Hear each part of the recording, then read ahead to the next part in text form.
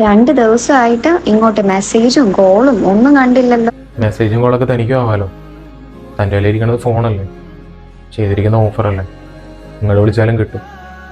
എടോ, സഹിക്കുന്നതിനൊരു പരിധിയുണ്ട്. താൻ എന്തൊക്കെ കാണിച്ചാലും എന്തൊക്കെ കാട്ടിക്കൂടി പോയാലും പുറകെ വരുമെന്ന് തനിക്കറിയാം. അതുകൊണ്ടാണ് താൻ ഈ പട്ടി വില തന്നെയെന്ന് എനിക്കറിയാം. ഇവിടെ എല്ലാ തവണ പ്രശ്നം ഉണ്ടായാലും എന്തൊക്കെ വന്നാലും കരഞ്ഞ് കാലുപിടിച്ച് ഞാൻ തൻ്റെ പുറകിൽ വരാം.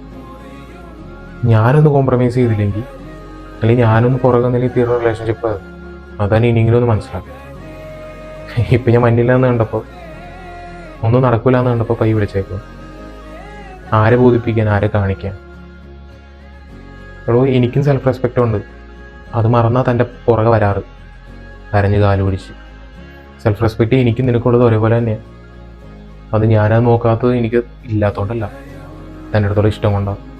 പക്ഷെ എല്ലാത്തിനും ഒരു പരിധിയുണ്ട്, താനത് മനസ്സിലാക്കണം.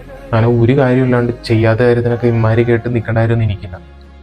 എല്ലാവരും പഠിക്കേണ്ട കാര്യം അതാ. നിനക്കൊക്കെ ഒരു വിചാരമുണ്ട്, എന്ത് ചെയ്താലും പുറകെ വരും, പട്ടിയെ പോലെ പുറകെ വരും.